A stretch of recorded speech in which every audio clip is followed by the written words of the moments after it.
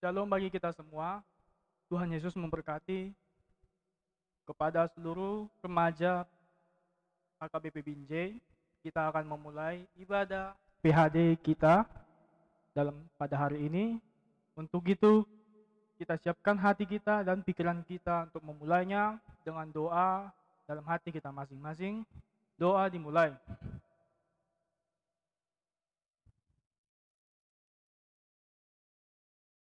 Amin. Untuk memulai ibadah kita bernyanyi dari buku ND nomor 471 ayat 1 dan ayat 2. Buku ND nomor 471 ayat 1 dan ayat 2.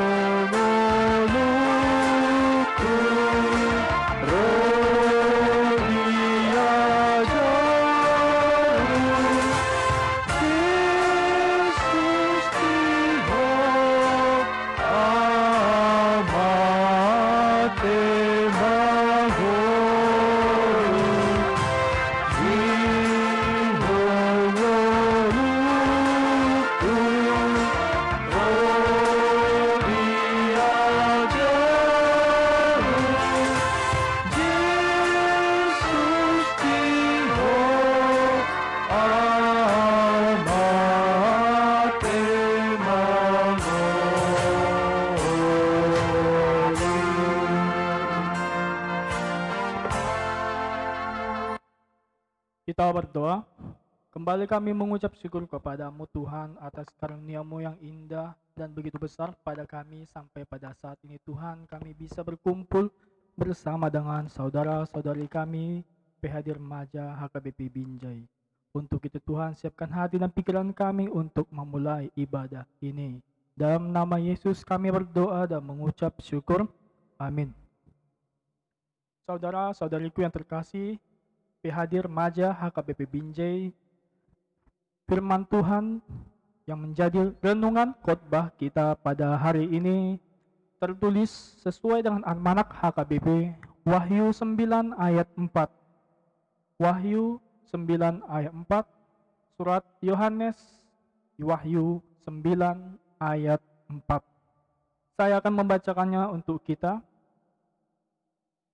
Beginilah bunyinya, dan kepada mereka dipesankan supaya mereka jangan merusakkan rumput-rumput di bumi atau tumbuh-tumbuhan ataupun pohon-pohon, melainkan hanya manusia yang tidak memakai materai Allah di dahinya. Untuk lebih jelas pada nats yang akan kita dengarkan, saya akan membacakan bagi kita ayat-ayat sebelumnya. Di dalam ayat yang ketiga, dan dari asap itu berkeluarlah belalang-belalang ke atas bumi, dan kepada mereka diberikan kuasa sama seperti kuasa kalajengking di bumi. Lalu pada ayat yang keempat, dan kepada mereka dipesankan supaya mereka jangan merusakkan rumput-rumput di bumi atau tumbuh-tumbuhan ataupun pohon-pohon, melainkan hanya manusia yang tidak memakai materai Allah di dahinya. Lalu pada ayat yang kelima, dan mereka diperkenankan bukan untuk membunuh manusia, melainkan hanya untuk menyiksa mereka 5 bulan lamanya, dan siksaan itu seperti siksaan kalajengking apabila ia menyengat manusia. Demikian firman Tuhan. Saudaraku yang terkasih, PHD Remaja HKBP Binjai, mengapa mesti saya membacakan pada ayat yang ketiga dan ayat yang kelima? Karena ayat ini, pada ayat yang keempat, ayat yang menjadi firman bacaan kita, kurang mendapat intinya bila kita tidak membaca secara keseluruhan. Memang benar harusnya dari ayat 1 hingga habis. Namun untuk memahami intinya, saya mengambil dari ayat yang ketiga hingga ayat yang kelima. Pada ayat yang keempat yang menjadi firman bacaan kita, dikatakan mereka dipesankan. Saudara-saudariku, kata mereka yang dituju dalam nats ini bukanlah malaikat, bukanlah Tuhan ataupun manusia, melainkan belalang-belalang yang menyerupai kalajengking. Dapat kita lihat pada ayatnya yang ketiga. Kata mereka menunjuk pada belalang-belalang yang menyerupai kalajengking. Supaya mereka jangan merusakkan rumput-rumput di bumi atau tumbuh-tumbuhan ataupun pohon-pohon, melainkan hanya manusia yang tidak memakai materai Allah di dahinya. Mereka sebagai belalang yang dituju bukan untuk datang ke bumi sebagai pemakan rumput yang kita kenal sebagai insekti herbivora. Tapi lebih tepatnya kedatangan mereka diutus malaikat untuk menghakimi manusia, untuk memberikan penderitaan kepada manusia.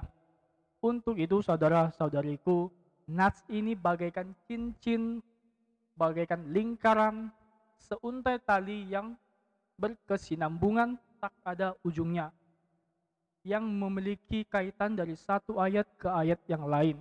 Lantaran karena nats Wahyu, surat Wahyu, sangat sulit untuk dipahami bila hanya seponggol ataupun segepok kata saja yang hanya kita pelajari. Saudara-saudariku yang terkasih, pada minggu-minggu sebelumnya saya pernah menyinggung nats ini yang berkaitan tentang wahyu daripada Rasul Yohanes yang kelak akan terjadi, yang pada saat dia bermimpi kejadian ini akan terjadi.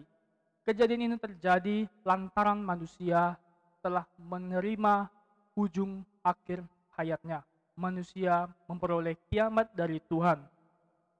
Kata materai Allah di dahinya adalah tanda sebagai ia manusia yang memiliki perjanjian dengan Tuhan, memiliki kedekatan dengan Tuhan. Sedangkan yang tidak bermaterai yang dimaksudkan dalam nats ini adalah orang-orang yang menyimpang daripada Tuhan. Dalam suatu buku yang baru saja saya bacakan, nats ini lebih mengarah kepada perbuatan manusia kepada alam. Kita tahu kita tahu bahwa di mana-mana manusia selalu mengeksploitasi alam. Lalu bagaimana bila sebaliknya terjadi? Bagaimana bila alam datang untuk mengeksploitasi manusia? Karena manusia telah kelewatan batas. Kita yang diberi tugas oleh Tuhan untuk menikmati dunia, menikmati bumi dan seisi yang telah disediakan Tuhan, terlalu kelewatan dalam memakai berkat Tuhan. Lantaran manusia sudah memulai ekspansi yang besar-besaran terhadap dunia yang telah Tuhan berikan. Salah satunya saja banyak penebangan pohon liar, banyaknya terjadi pemburuan liar, bahkan polusi yang telah meningkat dari antara ujung bumi hingga ke ujung bumi, baik dimanapun semuanya terjadi oleh karena eksploitasi besar-besaran manusia. Tak usah jauh-jauh, kita yang di sini, saudara-saudariku remaja HKBP Binjai, apakah di antara kita sudah melakukan yang benar di mata Tuhan terkait alam yang telah diberikan Tuhan kepada kita? Apakah kita masih mau membuang sampah sembarangan? Atau apakah kita yang laki-laki ataupun yang perempuan bisa jadi masih mau merokok, masih mau membuang uangnya untuk sebatang rokok, lalu membuang asap rokok itu tersebut? Apakah di antara kita masih ada yang demikian? Membuang sampah memicu rantai-rantai persoalan yang berkelanjutan. Itulah hal yang terjadi bagi alam kita. Bila kita memulai dari hal kecil saja, membuang sampah sembarangan, sungai terhambat, parit-parit pun tertutup dan juga akan menjadikan banjir. Lalu terjadilah hal-hal besar sepertinya terganggunya habitat para hewan-hewan.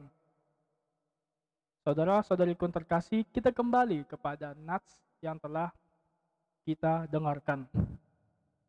Buat bagi kita, saudara-saudariku, ingatlah bahwa firman Tuhan bukan hanya bicara tentang kasih kepada Tuhan, Tuhan kepada manusia, kasih kepada manusia dan sesama manusia, tetapi juga adanya tumpang tindih, keterkaitan, kebersamaan kasih daripada manusia, alam, dan Tuhan.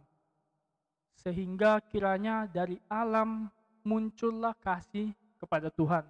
Melalui alam, kasih kita kepada Tuhan semakin besar. Melalui upaya kita kepada alam, semakin membesarkan, memuliakan nama Tuhan. Mari memulai hal-hal kecil yang berketerkaitan dengan alam. Saudara-saudariku, bagaimanakah kita? Apakah kita sudah memulai kerajinan kita di dalam rumah, dari menyapu, mencuci piring, hingga membersihkan kamar tempat tidur kita sendiri? Dari hal-hal kecil itu akan berkembang dan berkembanglah suatu kebenaran, suatu kebaikan.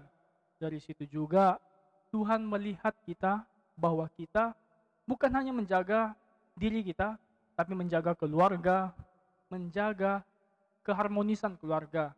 Yang lantarannya kian abang kakak saudara-saudariku yang dimarahi di rumah karena tidak mau menyapu, karena rajinnya menyapu, rajinnya mencuci piring, mama yang di rumah pun tidak jadi marah.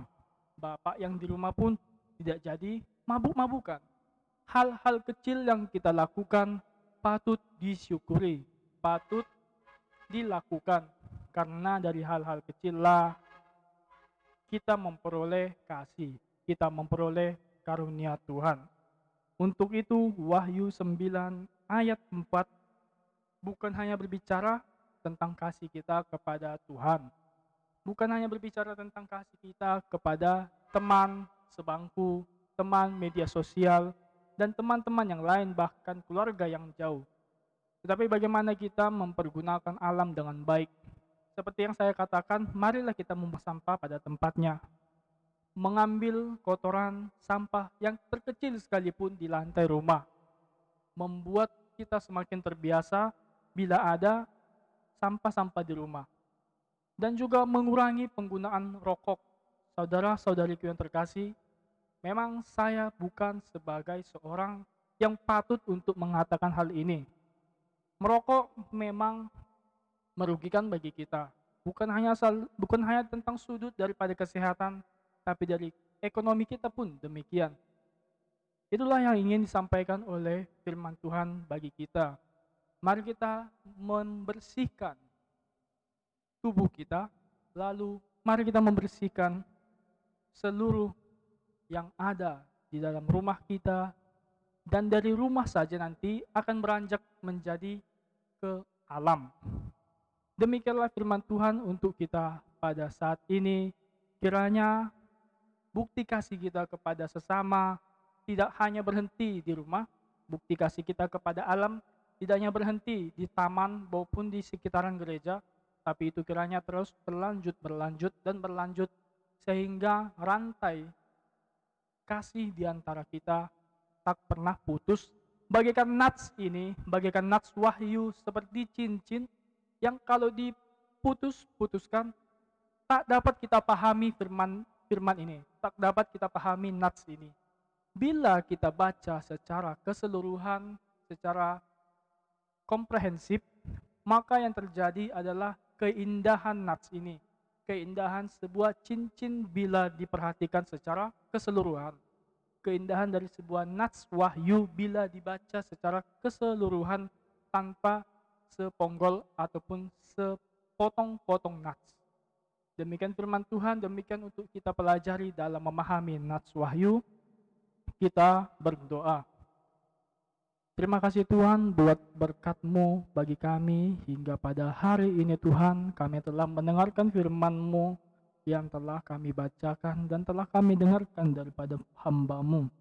Kiranya itu berbuah dan berakar dalam hati kami Tuhan, sehingga itu menjadi rantai yang tak pernah putus bagi sesama kami, bagi orang tua kami, bagi sesama kami yang di luar maupun yang terdekat.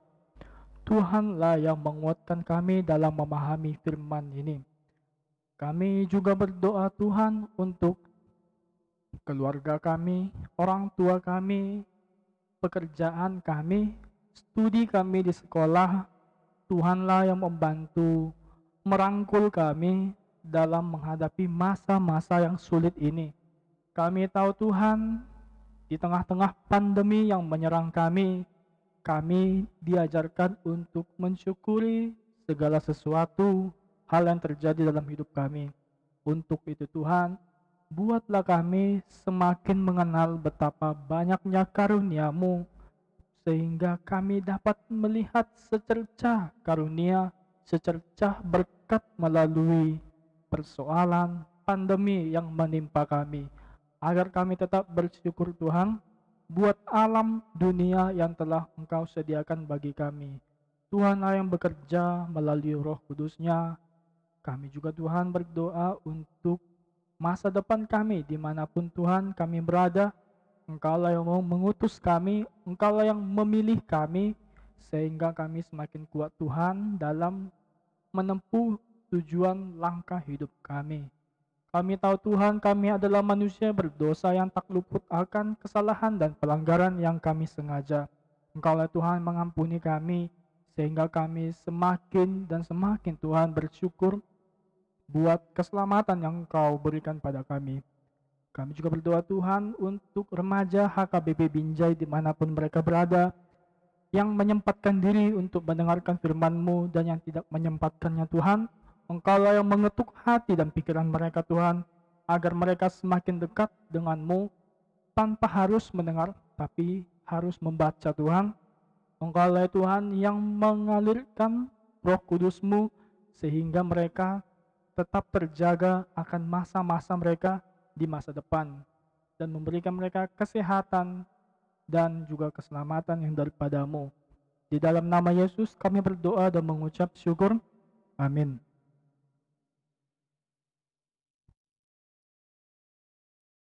Untuk menutup ibadah kita bernyanyi dari buku ND nomor 769 ayat 1 dan ayat 2.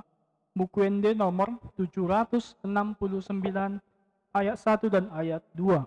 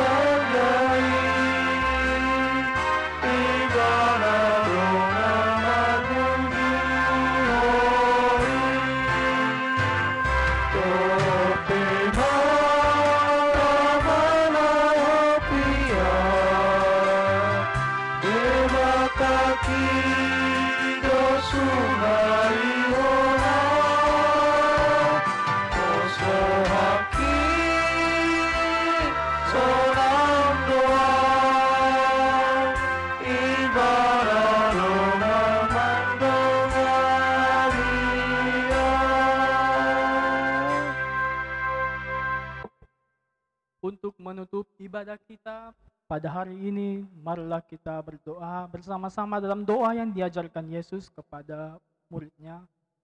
Bapa kami yang di surga, dikuduskanlah namamu, datanglah kerajaanmu, jadilah kehendakmu di bumi seperti di surga.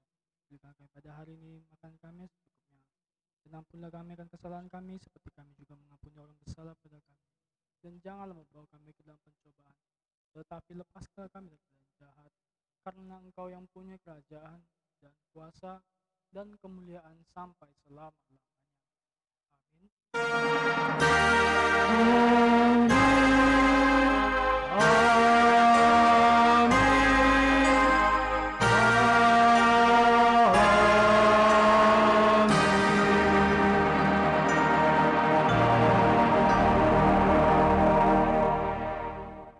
Shalom, Tuhan memberkati.